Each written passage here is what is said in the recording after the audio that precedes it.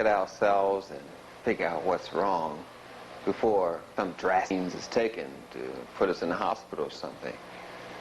We need to not wait until it happens for us to start seeking some kind of nutritional or herbal or exercise or spiritual solution to our problem. What we have been traditionally orientated by Europeans to think and believe is that when you get sick, that's when you look for a solution to the problem. That is not when it should be done. It's kind of indicative even in, we would say, the African rites of passage, where a man-child or a girl-child is given a crisis situation, maybe to kill a tiger or maybe to endure some kind of hardship. And they're given this crisis situation so they can face reality right then and there instead of postponing facing reality, which is what we do when we get sick. All along, our bodies have been giving us signals that something's going wrong here. You better check it out. You better stop. You better reassess where you're going. You better reassess your diet. You better reassess your spiritual attitude. All along, these signals have been given to us, and we have been ignoring them. We shouldn't go into life that way. Maybe we should go into it backwards, just to back into life. Let us just think that right here and now we only have this day to live, and what is the most important thing we need to do to live this day to its fullest? Quality. The quantity is limited to 24 hours, so we want to get the best quality out of this 24 hours that we have. And what is it we should do?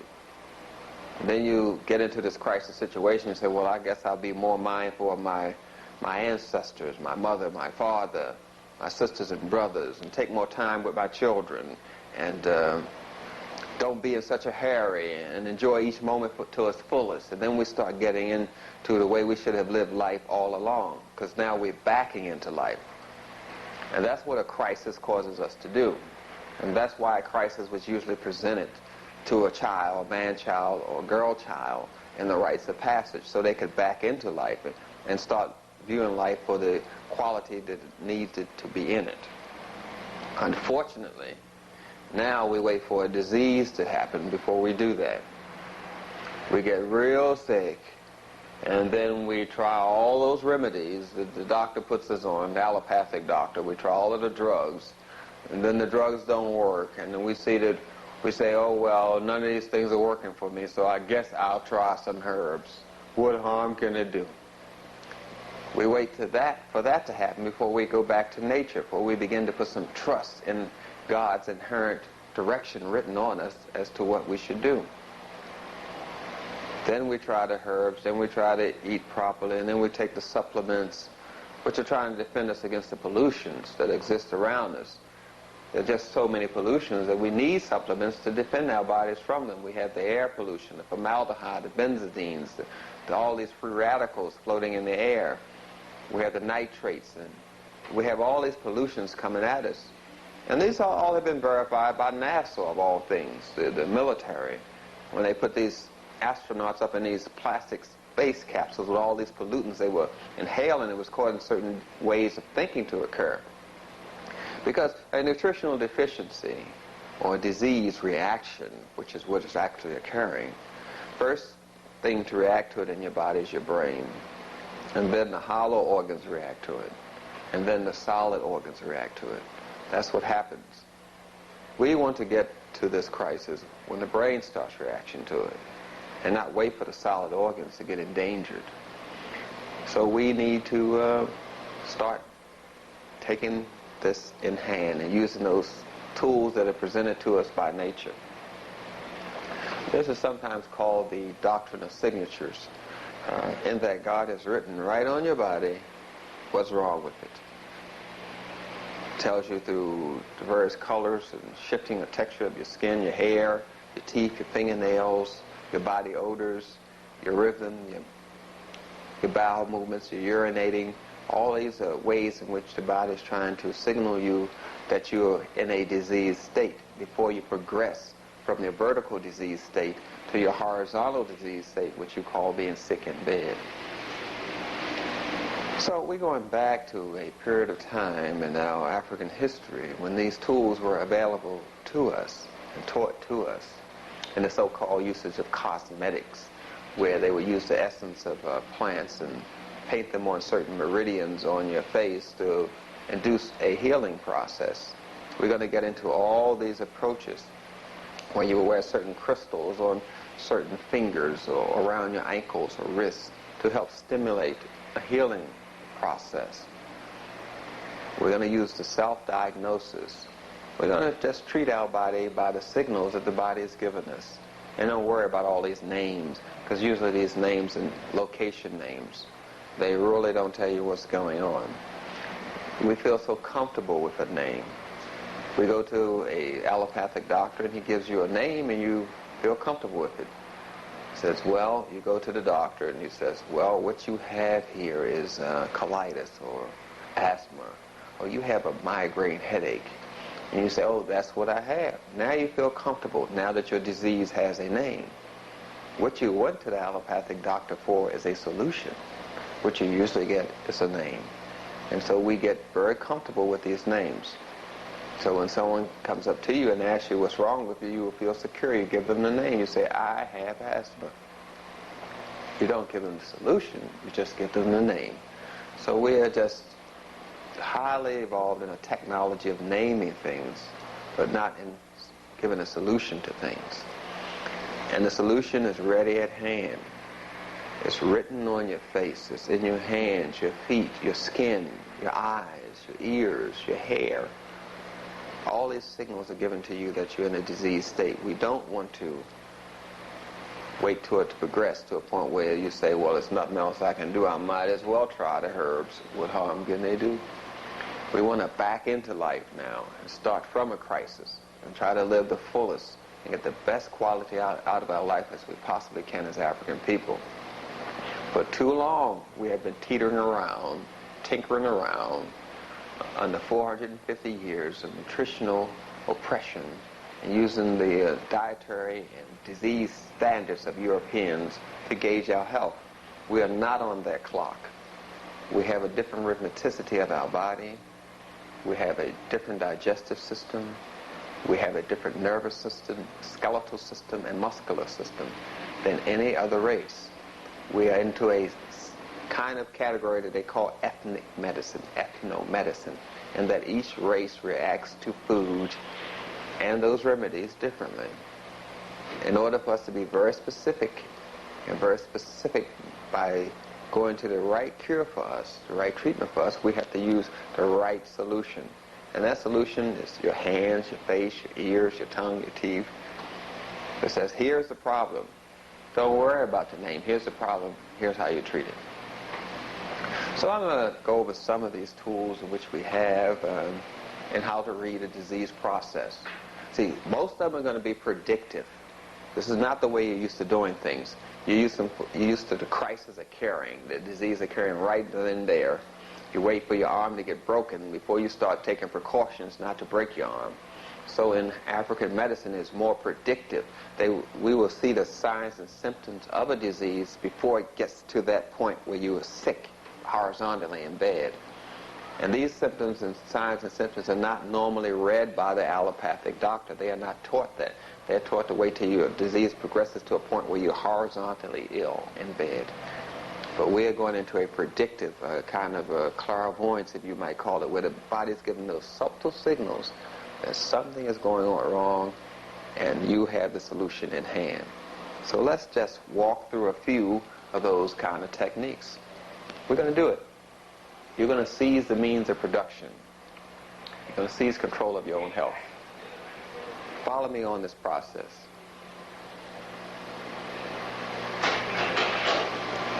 Now then, first we have to know where everything is coming from. We have to know where everything is coming from. So let's go back to the origin here. And this is how we originated, in the fetus position. And from that position, then everything began to distinguish itself and separate.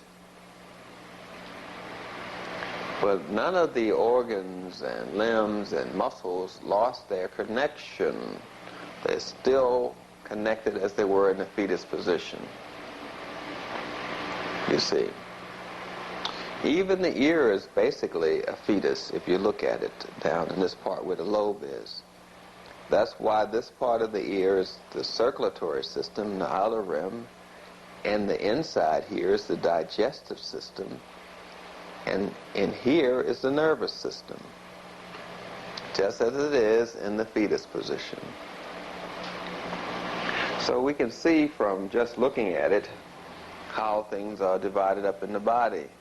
I have here eye without the iris on it, just to give you an idea. The letter A represents the upper part of your body in all these diagrams. The letter B is the middle part, and the letter C is the lower part of the body in all these diagrams.